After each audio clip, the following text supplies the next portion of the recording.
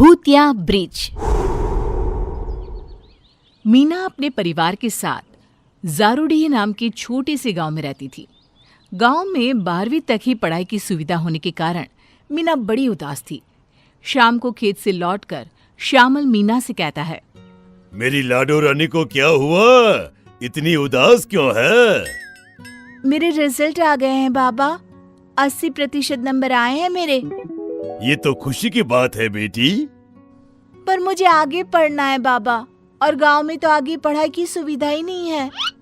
हट पगली, इतनी सी बात से उदास होती है? मैंने इसका उपाय पहले से ही सोच रखा था।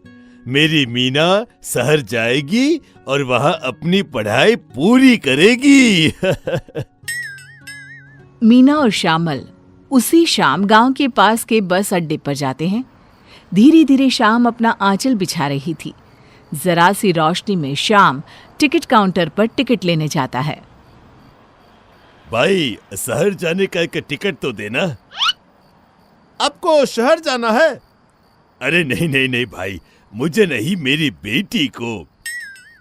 देखिए भैया, मैं तो आपको शहर न जाने का ही सुझाव दूंगा, वो भी जब आपकी बेटी अकेली जा रही है। वो देखिए, बस पूरी तरह खाली है, 2-4 लोग ही मुश्किल से शहर जा रहे हैं। अरे भाई, पर ऐसा क्यों? शहर जाने वाला रास्ता बुरी तरह से खराब हो चुका है और इसीलिए आज बस पुरानी ब्रिज से जाएगी। हाँ हाँ भाई, तो उससे क्या?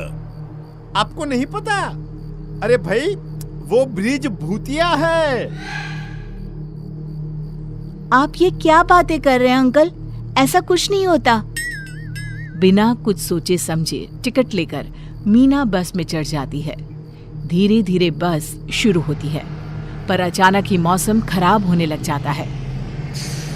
हे भगवान, सफर शुरू भी नहीं हुआ कि आत्माएं अपना असर दिखाने लगी। बस पुराना ब्रिज पार करवा देना, हे भगवान। खराब मौसम और धुंध के बीच ड्राइवर जैसे तैसे बस को ब्रिज तक ले जाता है। ब्रिज पर पहुंचते ही बस रुक जाती है। लो लो लो लो लो लो, आ गए वो। अब सब मरेंगे, सबके सब मरेंगे। अरे तुझे मैंने बोला था ना चुप रहने को, ऐसे तो बाकी सभी को डरा देगा तू। चुप हो जा।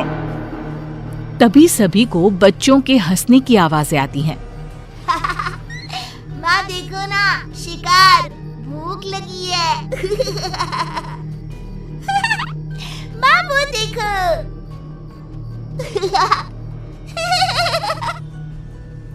ये किस चीज की आवाज है? ये बच्चे कहाँ से बोल रहे हैं?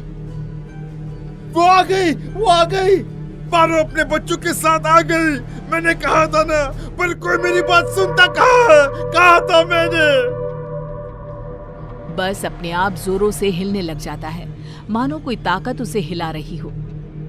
मीना ने घबराकर बाहर देखा तो वो देखती है कि एक 8-9 साल का बच्चा बस हिला रहा है। बच्चे की आंखें बिल्कुल काली, शरीर पूरी तरह सफेद। वो नजरें उठाकर मीना को देखता है। शिकार। हड़बड़ाती हुई मीना वापस बस में देखती है। बस के फ्लोर पर चलता हुआ एक अंधा बच्चा उसकी ओर आता है। मुझे माफ कर दो, मुझसे गलती हो गई। मैंने किसी का कुछ नहीं बिगाड़ा। भूत होते हैं, मैं मानती हूँ। मीना बस में चारों ओर देखती है। मोहन सोहन का चेहरा उसे कटा हुआ दिखाई देता है। हम मरे हुए हैं मीना।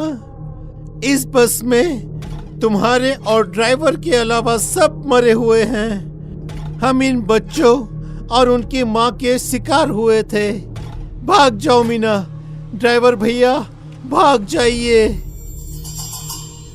ये कहते ही मोहन सोहन के अलावा जो 2-4 लोग बस में थे सभी गायब हो जाते हैं। चलो बेटी, यहाँ से भागते हैं। मैं तो काम को लेकर मजबूर था, पर तुझे क्यों आना था इस बस में? ये लोग कौन हैं और हमें क्यों मारना चाहते हैं भैया? बेटी, ये ब्रिज भूतिया है। यहाँ एक औरत और उसकी 2 बच्चों की आत्मा भटकती है। उसका एक बच्चा तो अजन्मा ही है। बहुत बुरी आत्माएं होती हैं बेटा, बहुत बुरी। पर कोई तो कारण होगा, वो लोगों को परेशान क्यों करती है? ऐसे ही तो वो लोगों को नहीं सताएगी। ऐसी आत्माओं के लिए कोई जगह नहीं होती। जहन्नुम में भी इनके लिए जगह नहीं होती। ड्राइवर मीना का हाथ पकड़कर बस से उतरता है और भागना शुरू करता है। भागो भागो बेटी, भागो यहाँ से। तभी उन दोनों के सामने पारो खड़ी हो जाती है। उसका चेहरा ऐसा कि देखकर मन से सारी खुशी छिन्न भिन्न हो जाए। काले अंधेरे में भी उसका सफेद चेहरा साफ देखा जा सकता था। शिकार करो बच्चों, मेरे लिए सर का हिस्सा छोड़ देना। पारो के दोनों बच्चे ड्राइवर के कंधे पर कूद पड़ते हैं और उसे मारने पर उतारू हो जाते हैं। अगली बारी तेरी बच्ची। मार देना हम दोनों को, पर पहले मेरी बात तो सुन लो आंटी। आपकी ये हालत किसने की? मैं आपकी मदद करना चाहती हूँ पारो आंटी। आप क्यों भटक रही हैं? आपके बच्चों की ये हालत किसने की? भले मैं आज मर जाऊं, पर ये जान कर रहूंगी कि एक माँ इतनी बुरी क्यों बन गई। जहां ये ब्रिज है वहीं मेरा घर हुआ करता था। एक कॉन्ट्रैक्टर ने धोखे से मेरे घर के कागजात पर मेरे पति के सिग्नेचर ले लिए और हमारा घर गिराकर ब्रिज बना दिया।